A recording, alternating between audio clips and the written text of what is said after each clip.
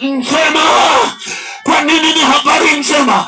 Baada ya anguko la mwanadamu kwenye bustani ya Edeni, kila mwanadamu alizaliwa kwenye laana, alizaliwa kwenye magonjwa, alizaliwa kwenye shida, alizaliwa kwenye matatizo, alizaliwa kwenye changamoto. Na ndio maana unaona changamoto zimekuwa nyingi duniani, zinaongezeka kila kunapoita leo. Isaya anasema dunia kama kuwayawaya inawayawaya kama mlevi, itavunjika ghafla wala haitapata dawa. Dunia inamhitaji Yesu, Igundu inamhitaji Yesu, wazungu wanamhitaji Yesu, Waafrika wanamhitaji Yesu, maana dunia pasipo Yesu iko kwenye laana. Haleluya, haleluya. Kwa hiyo sababu ya kwanza tunahubiri Injili, kwa sababu Injili ni habari njema. Sema Injili ni habari njema. Sema Injili ni habari njema. Sema Injili ni habari njema. Ni habari njema kwa wagonjwa, ni habari njema kwa watu waliofungwa na nguvu za giza, ni habari njema kwa watu wanaopitia changamoto za aina mbalimbali, ni habari njema kwa watu ambao wamefika mahali wamekata tamaa, ni habari njema kwa watu wasio na majibu, ni habari njema kwa watu walioshindwa. Habari hizi tunazokuhubiria jioni ya leo ni habari njema kwa ajili ya maisha yako, ni habari njema kwa ajili ya watoto wako, ni habari njema kwa ajili ya uchumi wako, ni habari njema kwa kila kitu unachokihitaji. Haleluya! Injili ni habari njema. Haleluya! Tikisa jirani yako, mwambie Injili ni habari njema. Mwambie Injili ni habari njema. Na ndio maana tunahubiri, hatuhubiri kwa kununa, maana tunajua ukimpokea Yesu maisha yako yatanyooka. Ukimpokea Yesu, kama uko kwenye vifungo utafunguliwa. Ukimpokea Yesu, kama uko kwenye magonjwa utaponywa. Ukimpokea Yesu, kama uko kwenye changamoto, Yesu atazitatua.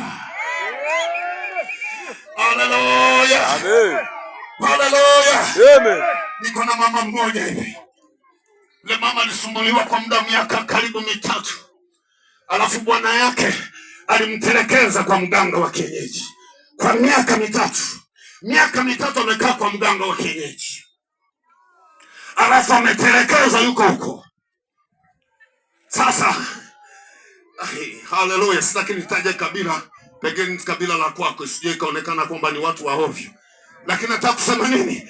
Alitelekezwa kwa mganga wa kienyeji, amekaa kwa mganga wa kienyeji, hakuna majawabu. Alafu akatoka huko, basi akaona tu afadhali aende mjini akajifie. Oh, haleluya, amen. Haleluya, amen. Alipofika pale, alipofikia kwa wenyeji wake, bahati nzuri sana wenyeji wake walikuwa wanakaa karibu na kanisa, alafu hawajaokoka. Haleluya. Kuna watu huko hawajaokoka lakini wanaelewa Yesu ni Bwana. Kuna watu huko hawajaokoka lakini wanaelewa Yesu anaweza. Kuna watu huko hawajaokoka lakini wanaelewa Yesu ana nguvu. Basi wakamwambia yule mama, wakamwambia, sasa kwa nini usiende hata hapo? Kwa nini usiende hapo wakakuombea? Basi wakamleta, ilikuwa jioni. Wamemleta, yule mama alikuwa ni mnene, alafu anatisha. Yaani unajua kuna unene unaleta burudani, si ndivyo? Jina la Bwana libarikiwe. Sasa yule alikuwa ni mnene, alafu anatisha. Yaani ukimwangalia hivi anatisha hivi. Yaani umbile lake halifurahishi, anatisha. Haleluya, haleluya. Akajieleza kama nilivyokuambia kwamba mimi nimeugua na nimekaa kwa mganga wa kienyeji miaka 3.5. Sasa nimeona hata kwa mganga wa kienyeji hakuna majibu, ila ndugu zangu wameniambia nije hapa. Tukasema hapa kitu cha msingi hapa, sisi hapa tuna habari za Yesu tu. Jina la Bwana libarikiwe. Tukasema sisi tuna habari za Yesu, kwamba Yesu ni mwema, Yesu ni mzuri, Yesu anampenda kila mtu. Hata kama umekataliwa kwenye ukoo, Yesu anakupenda. Hata kama kijijini umekataliwa, Yesu anakupenda. Hata kama ufai, Yesu anakupenda. Haleluya. Tukamwambia Yesu ni mzuri. Una kazi moja tu. Jina la Bwana libarikiwe. Tukasema una kazi moja tu. Kama ukikubali Yesu ni mzuri. Akasema ni kazi gani ambayo natakiwa niifanye? Tukasema kazi ambayo unatakiwa uifanye ni ya kumwamini Yesu kuwa ni Bwana na Mwokozi wa maisha yako. Na ili muamini Yesu kuwa ni Bwana na Mwokozi wa maisha yako, lazima ukiri kwamba aina ya maisha uliyoyaishi huko yalikuwa sio mazuri mbele za Bwana. Sasa unataka upatane naye. Uko tayari? Akasema mimi hata sasa hivi niko tayari. Sasa aliongozana na mama yake mzazi. Tukamwambia hizi habari wala sio za huyu tu, maana hata wewe ni mgonjwa kuliko huyu. Akashtuka yule mama, unataka kuniambia nini? Tukasema huyu anasumbuliwa na afya, lakini wewe roho yako iko hatarini. Maana kukataa kumwamini Yesu, huu ni ugonjwa kuliko ugonjwa mwingine wowote duniani. Haleluya, haleluya. Nikasema huo ni ugonjwa mbaya. Akasema mimi sitaki kuokoka. Tukasema huyu tunajua huko ndani liko tatizo, na hilo tatizo lilioko huko ndani huwa lina kawaida ya kuhama, linaweza likaja kwako. Akasema ya sitaki. Alafu akasema huyu nimeshawakabidhi. Wao wamezoea kukabidhi wagonjwa kwa waganga wa kienyeji. Alafu na yeye sasa hapa anasema, yani kuanzia leo nimewakabidhi. Huyo ndio ni mtu wenu. Kwa hiyo nimewapa. Ni mama ana watoto. Anasema nimewapa. Tukasema sisi hapa hatuna wodi za kulaza wagonjwa. Sisi mtu akifika hapa anaombewa na funguliwa, alafu anatakiwa arudi nyumbani.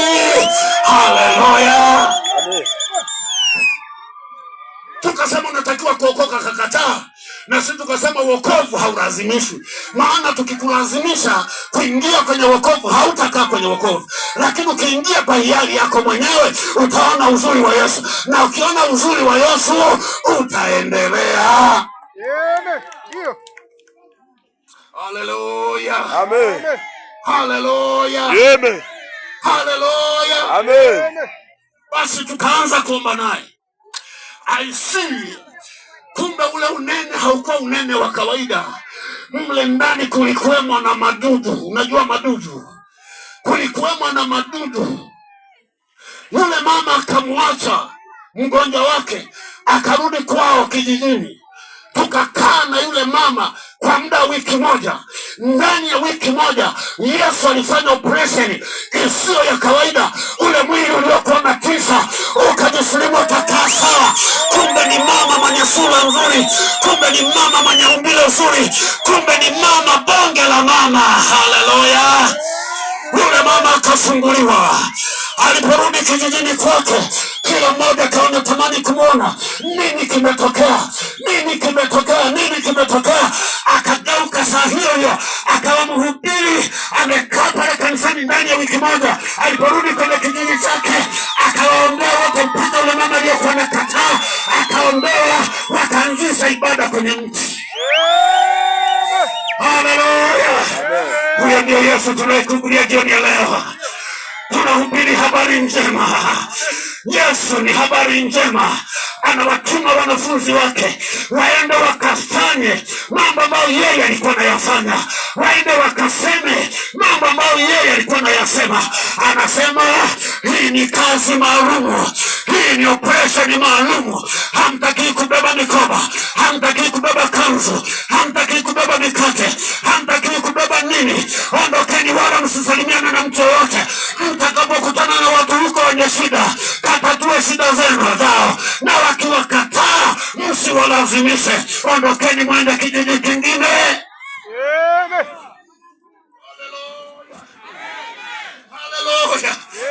Yesu anakutaka. Yesu anakuhitaji. Aina ya maisha uliyoyaishi basi yatosha. Yesu anakuhitaji. Na hizi ni habari njema kwako. Inawezekana unapita kwenye maisha ambayo pengine huna majibu nayo. Nataka nikwambie jioni leo, Yesu ndio jibu la matatizo yako. Yesu ndio majibu ya roho yako. Yesu ndio majibu ya uhai wako. Yesu ndio majibu ya familia yako. Amen. Haleluya. Amen. Jioni leo una kazi moja tu ya kumwamini Yesu kuwa Bwana na Mwokozi wa maisha yako.